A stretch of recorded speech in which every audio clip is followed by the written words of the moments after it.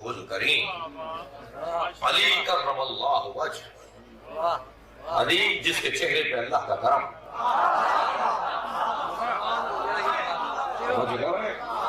ہمارے برادران اہل سنت مولا علی کے نام کے ساتھ یا رضی اللہ تعالیٰ عنہ لگاتے ہیں یا لگاتے کرم اللہ وجہ کو، علی جس کے چہرے پہ اللہ کا کرم۔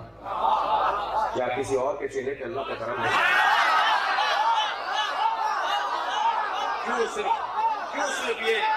کیوں صرف یہ جملہ مولا علی کے نام کے ساتھ آتا ہے؟ اس کی وجہ یہ ہے کہ علی نے کسی بت کے آگے سر نہیں جھکایا۔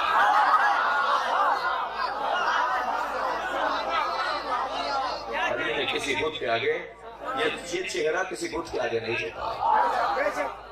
کوئی 70 سال میں مسلمان ہوا، کوئی 40 سال میں مسلمان ہوا، علی دنیا میں آنے سے پہلے نبی کا کلمہ پڑھ چکے۔ حضرت علی کو کرم اللہ وجہ کیوں کہا جاتا ہے؟ کیونکہ آپ کے دشمن کہتے تھے سود اللہ، اللہ ان کا منہ سیاہ کرے، تو اس لیے ان کے بدلے میں مومن کہتے تھے کہ اللہ آپ کے چہرے کو اور زیادہ عزت دے۔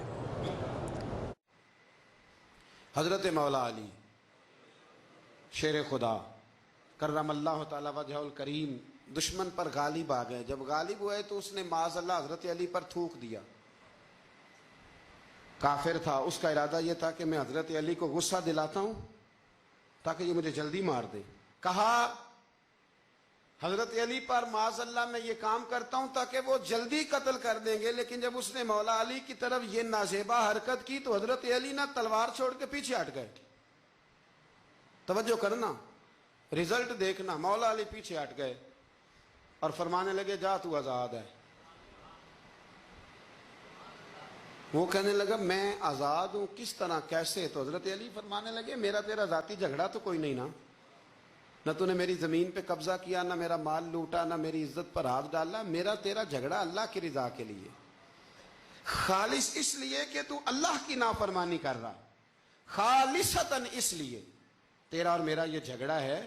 باقی جہاں تک تعلق اس بات کا ہے کہ اب تو نے میری ذات شامل کر دی، اب تو نے مجھے تکلیف دے دی، اب تو نے مجھے اذیت میں مبتلا کر دیا، تو حضرت مولا علی شیر خدا فرمانے لگے اب ذات آ گئی ہے میری بیچ میں، اب میری ذات بیچ میں آ گئی ہے، اب اگر میں تجھے قتل کروں گا تو لگے گا میں نے اپنے ذاتی غصے میں قتل کیا ہے، لہٰذا اب معاملہ یہ ہے کہ میں تجھے آزاد کرتا ہوں، اب تو چھٹی کر سکتا ہے، جا سکتا ہے، دوبارہ کبھی میرے ہاتھ آئے گی تو دیکھی جائے گی۔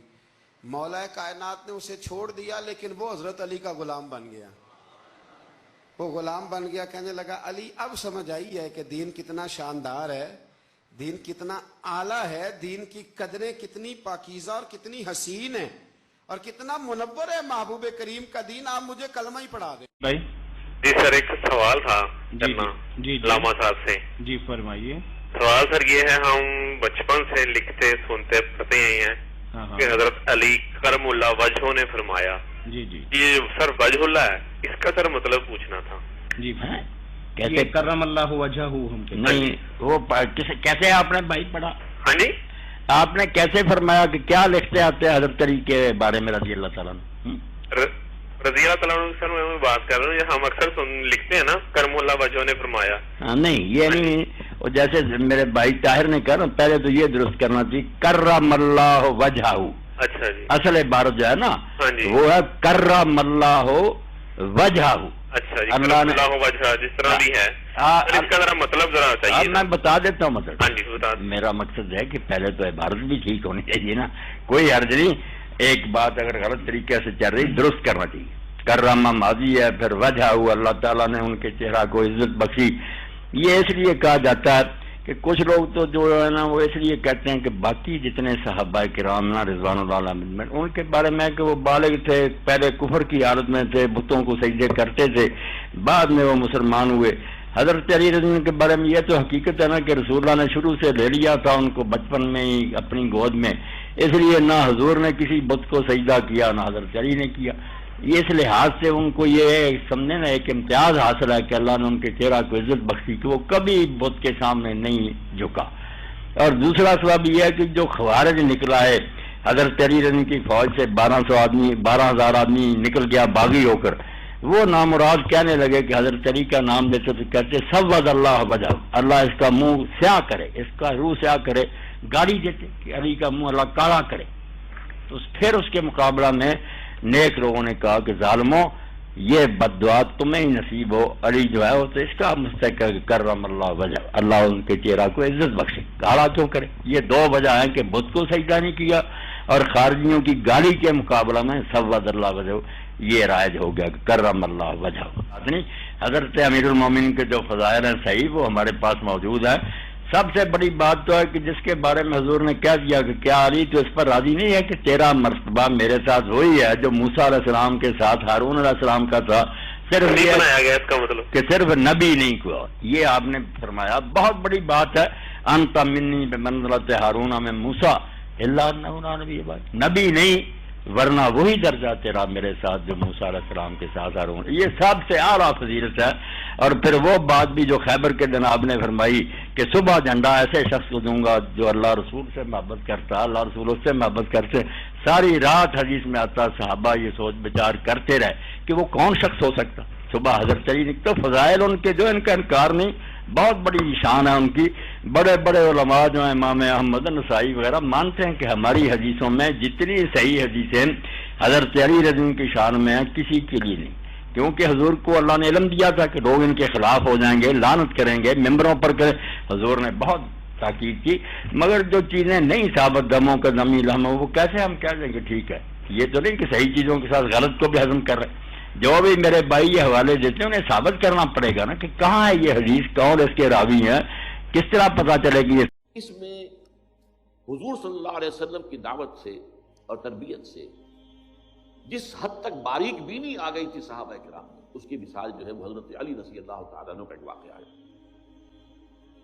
عین جنگ میں ایک شخص سے دو بدو مقابلہ ہوا اور حضرت علی رضی اللہ تعالیٰ عنہ نے اس کافر کو، مشرک کو زیر کر لیا، اس کے سینے پر سوار ہو گئے۔ اب خنجر بھونکنے والے تھے کہ اس نے نیچے پڑے ہوئے بھی منہ پر تھوک دیا حضرت علی رضی اللہ تعالیٰ۔ اب حضرت علی سے چھوڑ کر کھڑے ہو گئے۔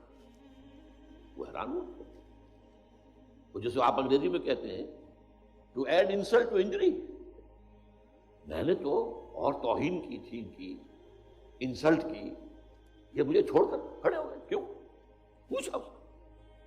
تو حضرت علی فرماتے ہیں دیکھو میری تم سے کوئی ذاتی دشمنی نہیں، میں تمہیں صرف اللہ کے لیے قتل کر رہا ہوں، لیکن اب اگر میں قتل کرتا تو میرے نفس کا انتقام بھی شامل ہوگا۔ تم نے میری توہین کی تو میں گویا کہ اپنے نفس کے انتقام میں اس کا بدلہ لینے کے لیے بھی ایک نیت کے اندر میرے یہ ذاتی بات بھی شامل ہو جاتی ہے۔ میں نے میرے علم میں کوئی ایسی بات نہیں ہے جی۔ سیدنا علی رضی اللہ تعالیٰ کے بارے میں تو اکثر اقوال جو مشہور ہیں نا وہ ایویں بس ہر ایک کے نیچے جو ہے نا وہ لکھ کے حضرت علی کا قول مشہور کر دیا جاتا ہے۔ اور خود سیدنا علی کی آپ اپنی شخصیت دیکھ لیں کہ ان کی زندگی پوری انکساری کے اوپر ہی مبنی ہے۔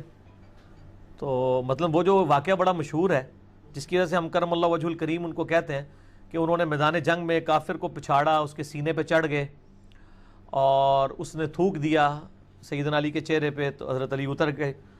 اس نے کہا یہ کیا ہوا؟ فرمایا پہلے تو میں اللہ کی وجہ سے تجھے قتل کرنے لگا تھا، اب میرا غصہ بھی اس میں شامل ہو گیا تو میں نے اس لیے پھر تجھے چھوڑ دیا۔